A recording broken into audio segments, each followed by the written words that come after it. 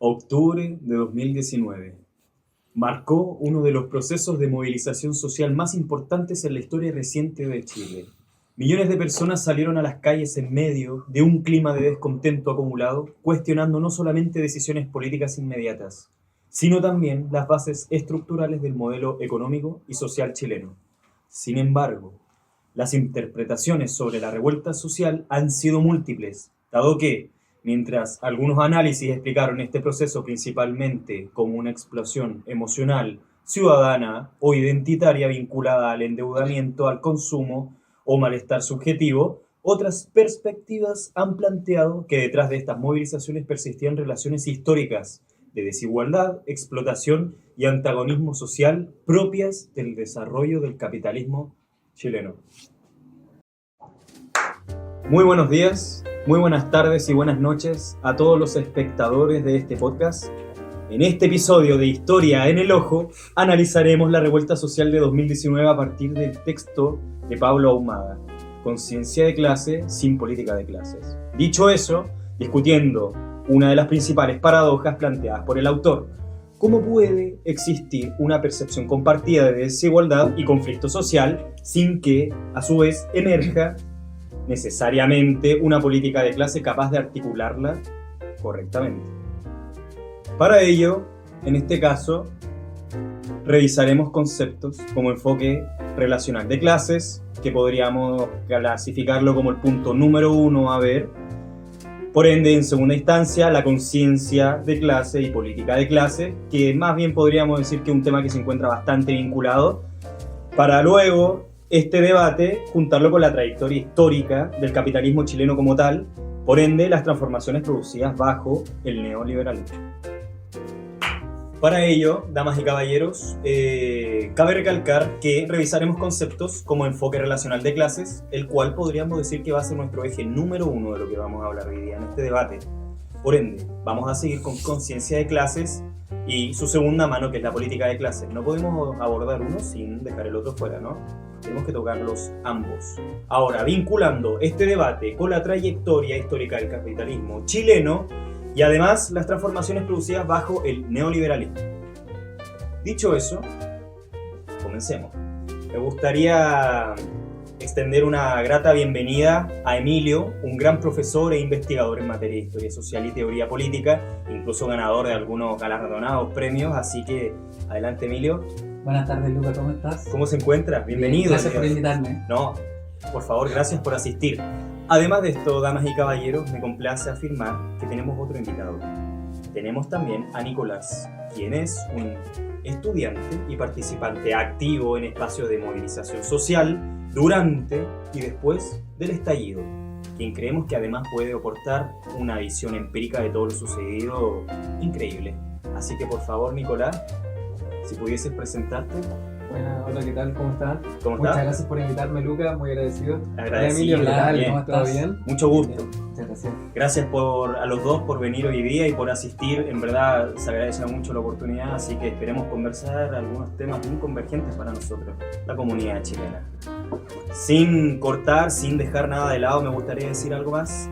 Antes de entrar directamente con el análisis de la revuelta de 2019, lo que es algo muy contingente para todos nosotros, me complace afirmar que creemos importante aclarar algunos conceptos centrales del texto de Pablo Pérez Ahumada, porque justamente muchas de las diferencias interpretativas sobre el estallido nacen desde cómo entendemos las clases sociales, la conciencia política y, por otro lado, las formas actuales de organización. Dicho eso, bienvenidos a Historia en el Ojo.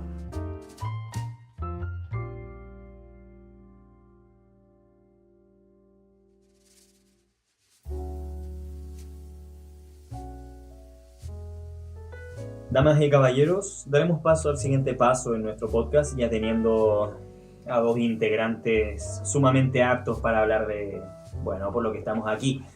Me gustaría partir hablando sobre el mismísimo estallido social, el cual se llevó a cabo en octubre del 2019.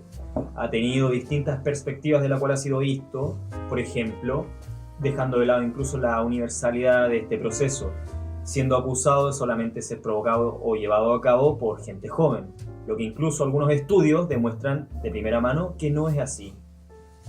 Sin embargo, yo, a través de tenerlos a ustedes dos aquí, me gustaría preguntarles a ustedes, para ustedes, ¿qué es y qué significa el estallido social? Bueno, para empezar a hablar de conceptos más duros de conciencia de clase, deberemos meternos en antecedentes de qué fue el estallido social, creo yo. El estallido social inició con revueltas estudiantiles, el conocido salto de torniquete, y para convertirse luego, sobre todo después de la fecha renombrada, el 18 de octubre, en un movimiento más transversal, de gente, había gente adulta, gente más vieja incluso, Claro. pero sí, estadísticamente se podría decir que fue un movimiento más de gente joven. De hecho, tenemos estadísticas que nos dicen que la media fue entre unos 20 29 años, un movimiento bastante joven. Y que me gustaría graficar un poco el por qué se le llama estallido, que eso es muy importante. ¿Me permite un poco la pizarrita?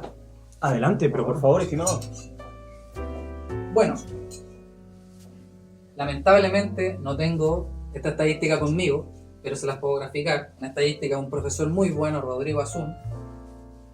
Pongamos dos fechas, 2011, 2015, perdón, me quedo medio chueco, y 2019. Claro. ¿Por qué esas tres fechas, profesor?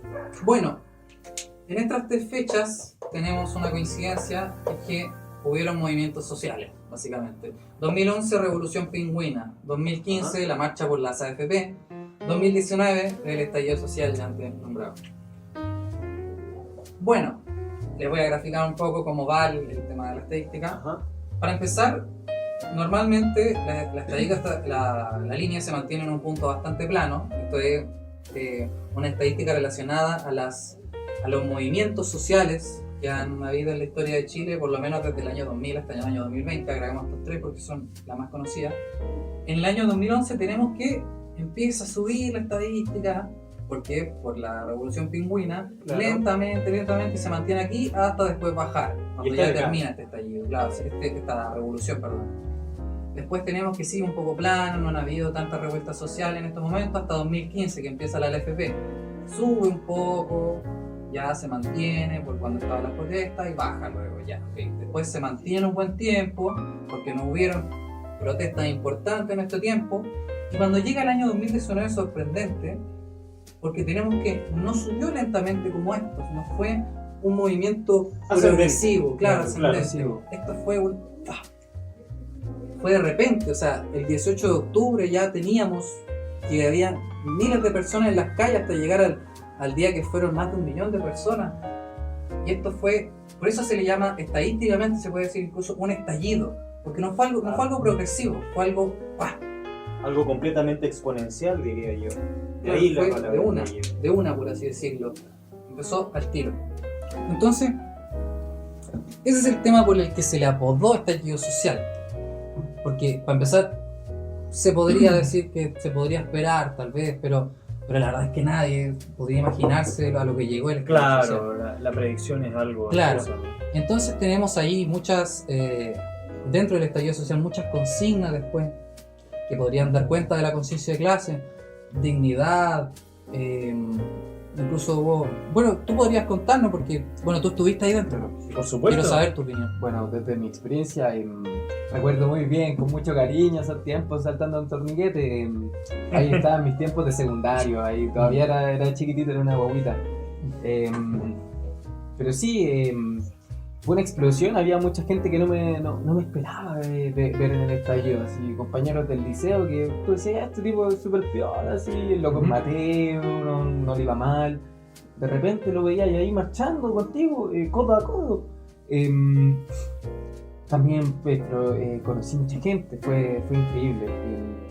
Y sí, fue muy explosivo. Posterior a eso, bueno, desde mi experiencia terminé siendo perseguido por la justicia por quemar la iglesia de Carabineros. Sí, hasta el día de hoy sigo siendo perseguido.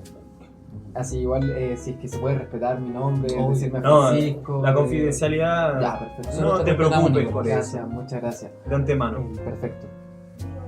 Pero sí, fue un estallido. Yo estuve también presente en manifestaciones anteriores y llegó el día culmine. No, fue increíble. De veíamos, como decía nuestro profe, el tema de la dignidad, veía el lienzo gigante pidiendo dignidad. Ahí te das cuenta que era realmente algo de clase. Y hubo represión también, ¿no? Horrible, horrible. Me fui muy golpeado también muchas veces, gaseado. Pero la iglesia no se la devuelve nadie, sí, pero... o sea, disculpen igual, es que me emociona este Está tema. bien, estamos aquí en confianza. Sin filtro, estamos aquí estamos sin bien filtro. Nadie le devuelve la iglesia, así que... Pero bueno, sí, fue muy brutal. Pero aún así resistimos. La clase proletaria siguió muy fuerte, a decir verdad. Perdona, Nicolás, una pequeña pregunta. ¿Dirías tú que valió la pena? Claro. Toda esta explosión, este alzamiento de la voz. Que siguiendo también como el gráfico que decía el profe, sí, fue magnífico. Mucho nos quedó la ceniza, no la ceniza, la llama revolucionaria en el pecho. Entonces sí, valió la pena. Después fue el proceso constituyente, etcétera. Sí, por supuesto. Que no salió muy bien. Sí. No, para nada, para es que nada, no. no, mi No hay que ser compañero- ciego para no saber. No, el sensor Spider-Man, siempre supe que ese tipo no tenía que estar ahí. Hubieron muchos personajes. Sí, siempre dije que él no, pero bueno, así es la gente, tenía... Nicolás, de antemano, déjame agradecerte por algo, porque lo que tú estás mencionando, no puedo evitar hacerte el cuestionamiento. Me hablas de la juventud Claro. respecto a las movilizaciones, ¿no? Y en su rol y su importancia. Y no puedo evitar notar que traes una polera de Salvador Allende. de Salvador Allende, Muy el bonita, mismísimo ¿verdad? quien decía que ser joven y no ser una Exacto. persona revolucionaria es una contradicción No ser hasta biológica. Ser joven y no ser Sí. revolucionario es una contradicción hasta biológica. Increíble detalle. Si te puedo llamar amigo, sería un placer. Increíble detalle el del Gracias. caballero aquí. Hermosa, ¿cierto? Sí. De colección 3 lucas.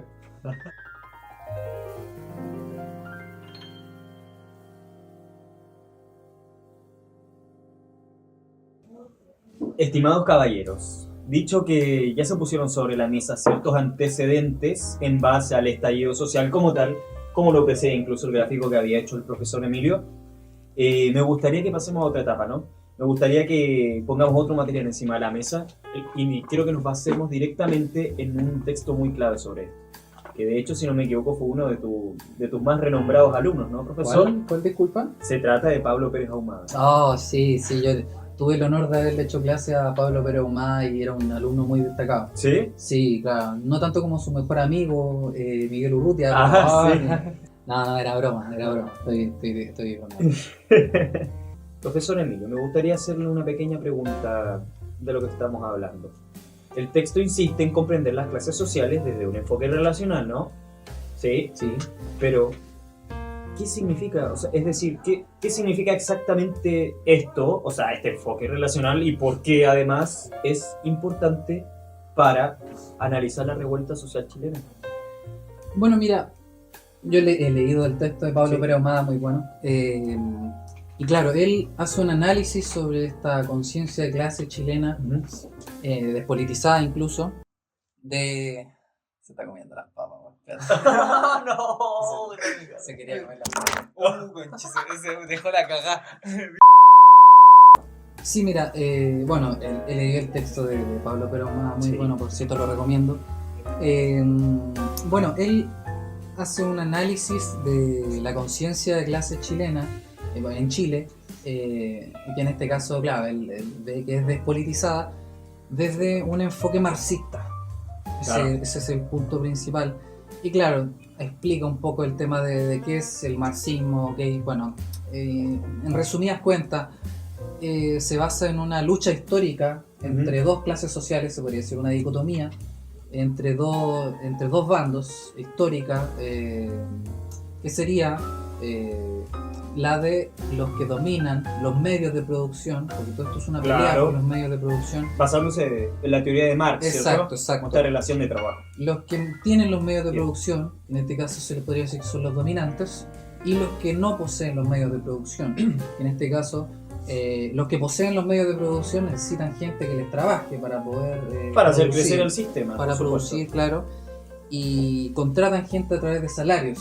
¿Y a quiénes contratan? A los que no poseen los medios de producción, que para poder sobrevivir tienen que vender su fuerza de trabajo, que es lo único que tienen, para así recibir ese salario y poder vivir, básicamente, poder comer.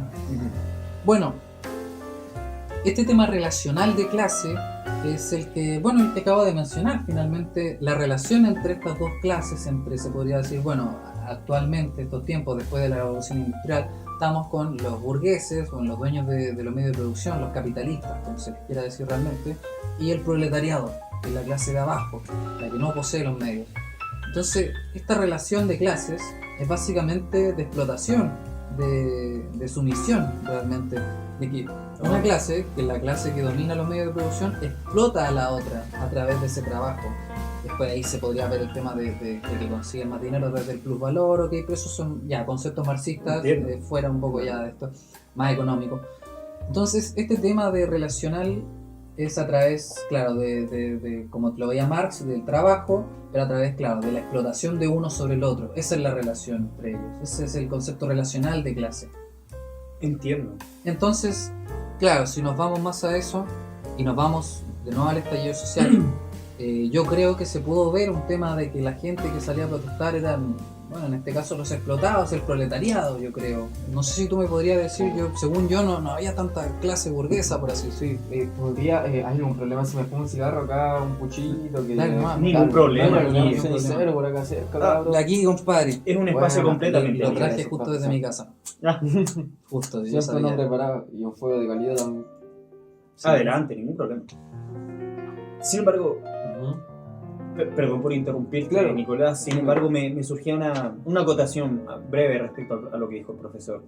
Entonces, desde esta perspectiva de lo que acabas de mencionar, las clases sociales no desaparecen, aunque las identidades o experiencias sociales se vuelvan más fragmentadas bajo el neoliberalismo. Claro, o sea, finalmente, si volvemos a Marx, por ejemplo, que él, como te digo, veía un poco una dicotomía de clases, se podría decir que... No, gracias, compadre. Se podría decir que finalmente él en sus textos posteriores lo complejiza un poco más, no era solamente una dicotomía de clase baja, clase alta. O sea, de mi experiencia fue súper loco, siempre estuvo la clase proletaria, ¿cachai? Muy pocas veces vi a los burgueses. El derecho. Disculpen, es que tengo síndrome de Tourette. No, tranquila, disculpa, no pasa nada. Que a veces me pasa, sobre todo con el tema de la revolución, sí, bueno. Como que decimos, pero como decía, sí, pues estuvieron los pensionados, ¿cachai? En el fondo gente que trabajaba, nunca vi un empresario, ¿cachai? En el fondo los rubios se quedaban en el lugar de los rubios, porque acá en Chile es así, pues. Está el lugar de los negros, de los con la piel un poquito más morena, ¿cachai? De los González. Bueno, es cierto. Y el otro lado de apellido un poquito más innombrable, más difícil, ¿cachai? Entonces, ¿qué pasa, va? Tranquilo. Está bien. Disculpe, no pasa nada. Ningún que hablar del tema me emociona, me ponen los pelos de punta. Pero sí, concuerdo con lo que dice. Veis solo la gente proletaria. Muy difícil ver un colegio privado, por ejemplo, ¿cachai? Sí. Tan difícil. Estábamos nosotros los públicos ahí dando cara. Bueno, estimado, con eso vamos a dejar, yo creo que la recolección de antecedentes sobre el golpe a través de la teoría, a través de también la bibliografía, respaldos, incluso estadísticas, hasta algún gráfico improvisado, así que gracias, profesor. Por otro lado, también gracias, Nicolás, por el empirismo, y de verdad que no pasa nada, si igual es un tema súper delicado que estamos hablando.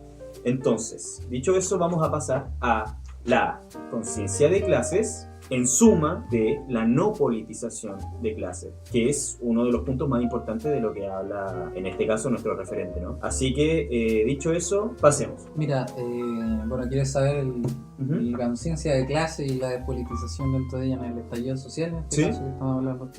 Pablo Pérez Ahumada recalca mucho el tema de la conciencia de clases primeramente. La conciencia de clase la divide en dos ejes, que sería la identidad de clase y los intereses de clase. En este caso, la identidad de clase son el conjunto de cosas que te hace identificarte de manera, en este caso puede ser de la clase baja, de la clase media, de la clase alta, y dentro de ella están los intereses de clase. claramente, probablemente, no sé, a la clase baja le interese seguir comiendo mañana, por ejemplo. Claro, esos son sus intereses base, ¿no?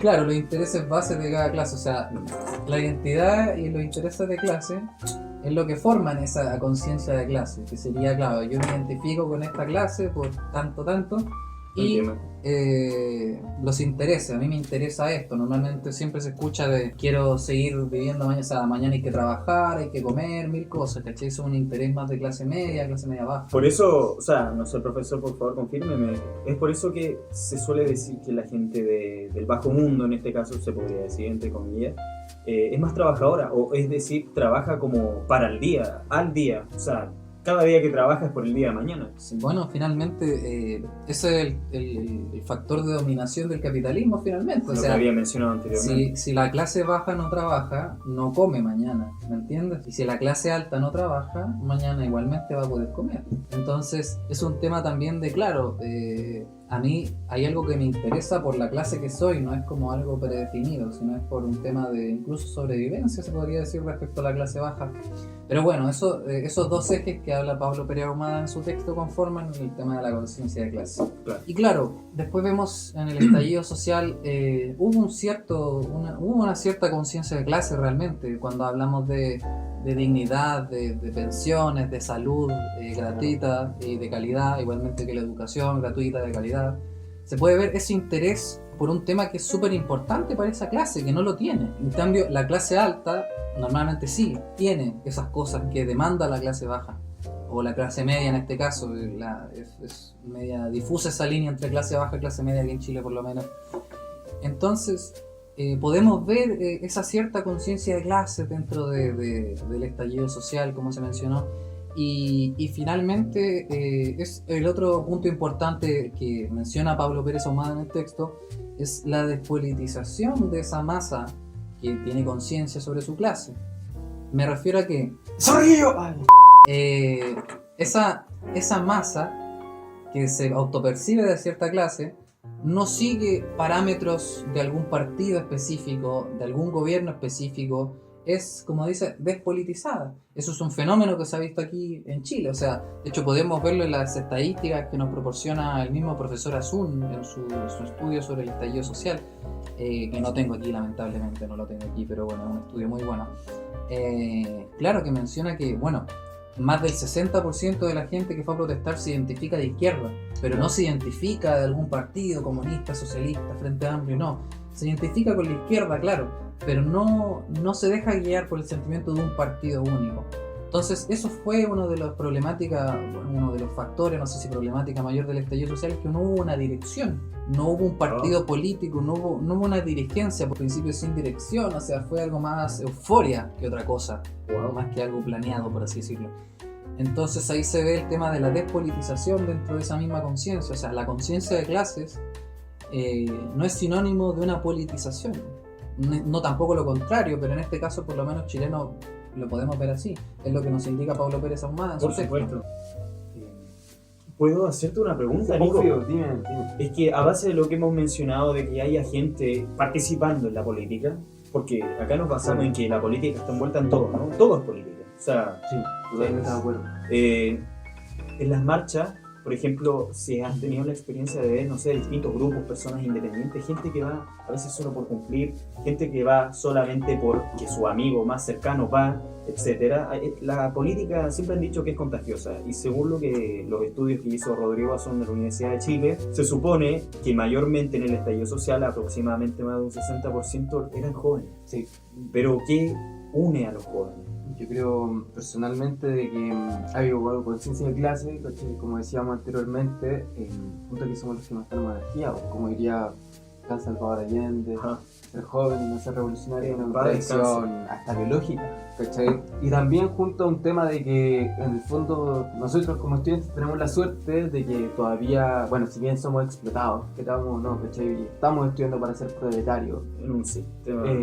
Están dentro del sistema de dominación del capitalismo. Sí, estamos envueltos. Pero los trabajadores están mucho más envueltos, ¿cachai? Más dentro de una constitución neoliberal en donde, queramos o no, se sigue persiguiendo al que se quiere sindicalizar, ¿cachai? Claro. A mi papá, ponte tú, si es que quiere sindicalizarse, es un ejemplo hipotético, porque como la mitad de Chile no tengo papá, un ejemplo hipotético, se quiere sindicalizar, probablemente que lo persigan.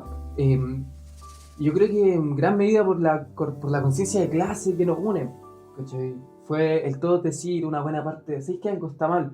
Y eso se refleja en un cántico al hijo del burgués. No, adoro tener integrantes en este podcast que tengan la energía realmente para dar ¡Un todo. hijo bajo, güey! Bueno, señores, me quedo bastante satisfecho con esta fijación de nuestro marco teórico, en marco de cómo vamos a abordar luego, posteriormente, el análisis, ¿no? Lo que podríamos llamar el núcleo de este podcast. Muy buenas, ahora sí. Bueno, dicho eso, me gustaría que demos comienzo. Notarán algunos cambios, sobre todo, en particular esto, espero. Aquí hay un gran cronograma, el cual será el que ocuparemos para guiar la segunda parte construida anteriormente en el marco conceptual de este podcast, ¿no?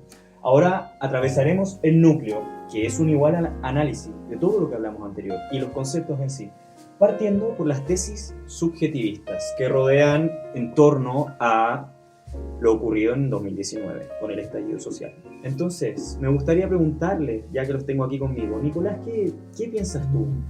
No, yo voy a ondear sobre el tema de la emoción, que fue lo que yo más viví. Claro, ya.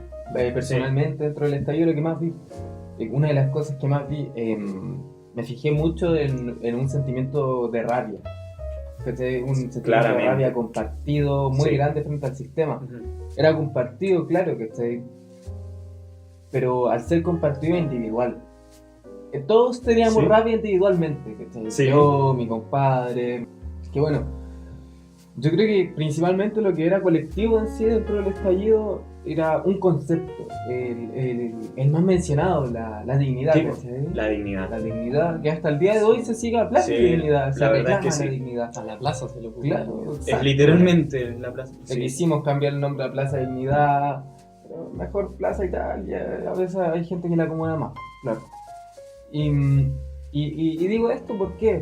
Por un tema de que, como digo, la rabia era compartida, por ejemplo también el deseo por las pensiones, era algo compartido, pero no en sí un proyecto colectivo que hiciera que todos fuéramos allá, ¿cachai? Sino que lo que fue principalmente colectivo, que era lo que compartíamos, el por qué íbamos a luchar todos, era por el concepto tan amplio de dignidad, de todo lo que conlleva, la mejor salud, etcétera. Pero Por yo creo supuesto. que por eso era colectivo, porque a todos nos llevaba allá. Cada Era uno- nuestro objetivo en común. Cada uno vivía su propia rabia, Claro. que después era compartida dentro de todos los Era chilenos. nuestra La mayoría de los rabia, chilenos. era nuestra rabia individual, ¿cachai? Que era compartida, más no bien colectiva necesariamente, pero sí se transformó en algo colectivo cuando decidimos luchar por el concepto de dignidad. Me parece. Esos sentimientos eran totalmente subjetivos dependiendo Sí, de la Claro, persona. Eran exacto, era compartidos. muy subjetivo. Y pero- con cierta razón, si la dignidad es prácticamente un derecho de todos nosotros, humano por sí. O sea, acá la universalidad cuenta, realmente la dignidad al menos siempre debiese ser defendida y respetada por último. Y, Entonces, muy buen punto. ¿y tú, Lucas, qué pensás respecto a eso? Que nos preguntáis mucho, Ah. pero poco te mojáis el... Le pides la opinión al entrevistador. Me gusta. Ya. Pongámonos en el caso de que cada uno de nosotros aquí arriba de la mesa va a proponer 3 tesis, ¿no? Y ya tenemos una, de hecho podría ser la más clásica o la más central. La emocionalidad aquí no se puede dejar fuera. Así que yo me gustaría atajar con la tesis subjetivista que trata, de hecho es una mencionada por el profesor Urrutia, un profesor de historia muy prestigioso ahí Mi que alumno, conozco. Buen alumno. Sí, Sí. muy bien, sí. Buen alumno.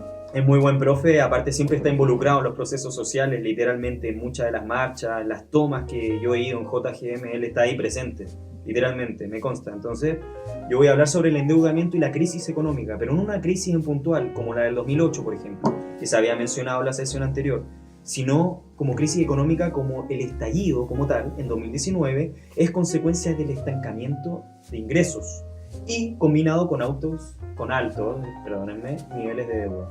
Es decir, esto es algo que siempre ocurre, se podría decir que es transversal y a todos nos puede ocurrir. Es decir, todos dependemos de un cierto ingreso, se podría decir que la sociedad nos obliga prácticamente a estar endeudados. Es poco decir, por ejemplo, el crédito que llegó a Chile, si lo relacionamos con el capitalismo de esta manera y con el neoliberalismo, que no es lo mismo, está ahí inserto, es algo que no se puede negar. Pero ¿por qué es una tesis subjetivista lo que estoy diciendo? Porque reduce completamente el conflicto magno que fue toda la revolución, todos sus matices, toda la manera de lo que se podría desgranar a unas solas pocas cosas, las cuales está bien. O sea, no podemos dejar fuera, pero no resumen todo el problema. Es decir, no podemos asumir que solamente por personas endeudadas va a existir protesta. Hay muchas otras razones. ¿Qué piensan ustedes? No, Yo pienso que es verdad. Totalmente. Por ejemplo, yo creo que me voy a quedar con eso, ya que el segundo punto vamos a hablar de las críticas a través de de Pablo Pérez Ahumada en relación a esto. Así que me gustaría darle el pase a usted, profesor, con su visión, ¿qué tesis ven con su gran imaginación, por favor? Me gustaría saber. Bueno, el tema del endeudamiento muy grande, Sí. el Indicom. No, pero por supuesto, ni hablar del Casi CAE todo, para los claro. estudiantes. El CAE, yo no podría haber estudiado de no ser porque mi mamá, mi papá trabajaban todos los días. Si hubiera tenido el CAE tal vez y con la gratuidad escolar mejor. Bueno, pero pasando al otro tema. Bueno, a mí me gustaría hablar de una tesis que es súper problemática realmente en el Chile actual, que es el tema y que se distancia un poco del análisis marxista que hacía Pablo Pérez Ahumada en su texto, que finalmente es el tema de la fragmentación de las clases. O sea, la gente ya no va... Fragmentación. La gente no va a votar en un sentido de que yo pertenezco a esta cierta clase, a la clase proletaria, porque no tengo los medios de producción y voy a protestar. No, la cosa ya no es como lo planteaba Marx realmente, sino que hay muchos matices dentro de esas clases. Claro, eso es, por supuesto. Claro, por ejemplo, el texto de Pablo Pérez Ahumada hablaba del director de una empresa que finalmente no es dueño de la empresa, pero aún así cumple un rol de dominación. Se podría decir que hay una dicotomía entre que es dominante y es explotado. Como lo que dice Marx Claro, en sus ejemplares, está todo vinculado. está todo vinculado. Entonces, se habla de ese tema del problema de la identidad. O sea, finalmente, ahora la identidad no es tan como de que yo tengo los medios de producción o no los tengo, sino Claro. que es un tema más subjetivo de la persona. Yo me siento parte de la clase media, la clase baja, Entiendo. porque después podemos encontrar problemas como que, claro, yo objetivamente por mis ingresos podría clasificarme como clase baja, pero me quiero comprar un auto. Eso ya podría ser un interés, y ahí hablamos de conciencia de clase entre los intereses y la identidad, de que claro, yo me identifico como tal, como clase media, ¿Ya? pero tengo ganancias de clase pobre, si lo hablamos en un sistema objetivo. Ya. Entonces Claro. ha cambiado mucho el sistema, y eso es una problemática bien grande porque finalmente es más complicado de teorizar también, es algo muy subjetivo de la persona. No, totalmente. Sí. Bueno, una crítica que se le puede hacer referida con el texto de Pablo Pérez Ahumada puede ser el tema de que él habla en el texto de que los partidos de izquierda se han desconectado un poco de estas luchas de clases sociales, ¿Sí? un poco de esta teoría marxista.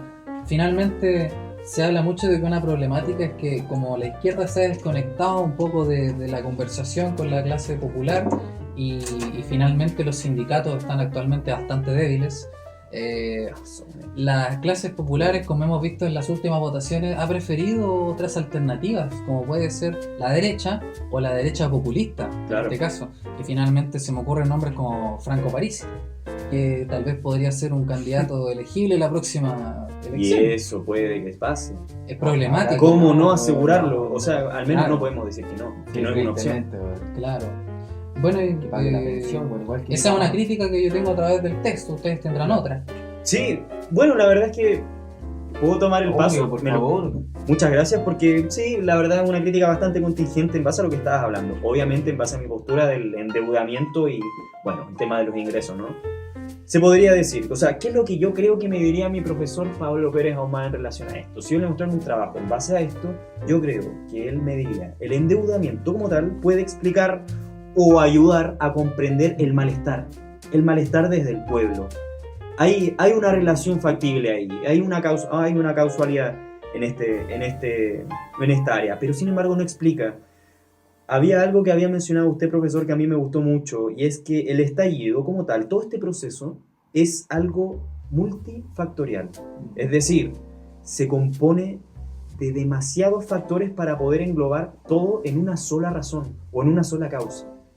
Nada, yo diría que no me quiero cerrar a la ignorancia, pero no podemos asegurar que todo tampoco.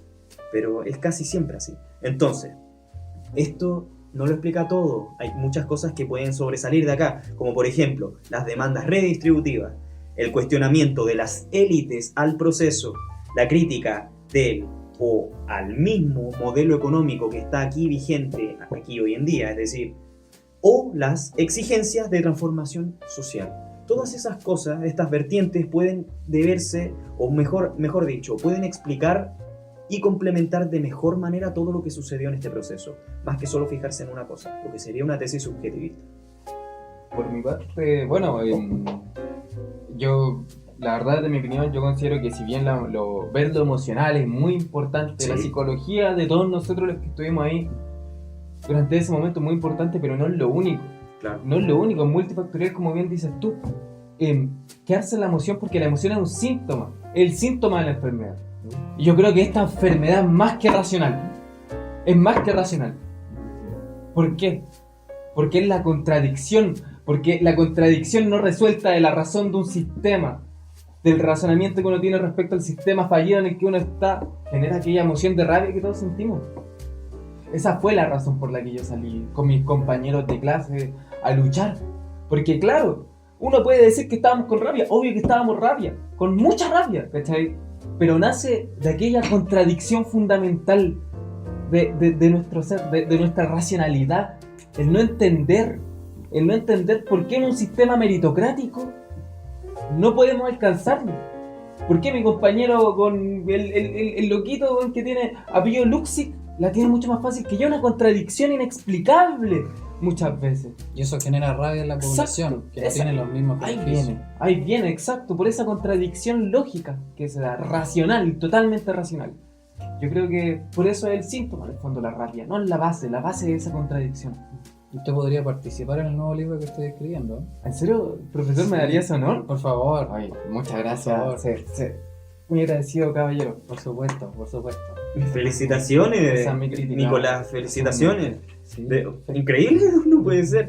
Ya, es decir, me interesa investigar Gracias, Lucas. sobre lo mismo que estamos hablando aquí en la mesa y muy interesantes sus testimonios, en verdad. Por eso, me gustaría pasar al tercer y penúltimo punto, paradoja sobre el eslogan prácticamente del manuscrito de Pablo Pérez Ahumada. Se basa sobre la politización, conciencia de clase sin politización de clase. Yo podría hablar de ese tema, me interesa mucho. Finalmente yo se lo eduqué a mi alumno.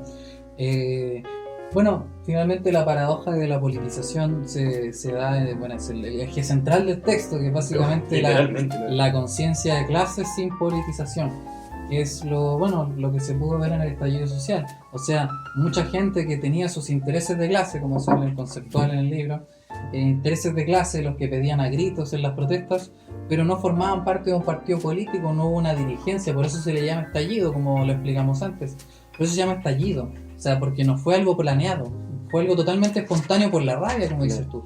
Entonces, finalmente, ese es el eje central de todo, que finalmente existió esa conciencia de clase, pero no hubo una politización, no hubo un partido, en este caso ni siquiera de izquierda, que articulara el movimiento, ni un sindicato que articulara el movimiento, fue algo totalmente espontáneo. Y ese yo creo que es el eje central del texto y de lo que estamos conversando ahora mismo. Así lo vincularía, me parece. Realmente lo explica todo, ya entiendo el por qué se llama así. ¿Será que en algún punto en el mundo sea la cosa distinta? ¿O la política guiará siempre al mismo destino? ¿Qué creen ustedes? Si creemos que la historia no es cíclica, puede ser, está la teoría de que la historia es cíclica, de que no es cíclica, bueno. Yo creo que, bueno, nosotros somos autores y actores de esta historia. Nosotros también la escribimos. Perfecto. Bueno, caballeros, muchas gracias por sus testimonios. Si me ayudan a cerrar este querido podcast en este capítulo muy interesante el día de hoy, me gustaría traer a la conclusión todo lo que se habló aquí en base a la conciencia de clase, netamente en esto. La trayectoria con el capitalismo en el plano chileno también ha sido muy clave en base al neoliberalismo también. Todo está vinculado en pocas palabras. Y nada se explica, o se podría decir mejor, que todo tiene una causa principal. Todo siempre parte por algo. Después identificarla puede ser algo confuso, como lo acabamos de presenciar. Pero es así, son reglas casi generales. Entonces, al cerrar esto, me gustaría darle las gracias Sí. a cada uno de ustedes. Muchas gracias por invitarme, Lucas. en No, serio. por venir a ustedes, de Muchas verdad que gracias. sí. Bueno, y si me lo permites, pueden ir a leer mi último libro que salió la semana pasada, Marxismo y K-Pop. Está disponible en todas las tiendas, bueno, casi todas las tiendas de libros chilenas. Gracias por venir a Historia en el Ojo. Ya.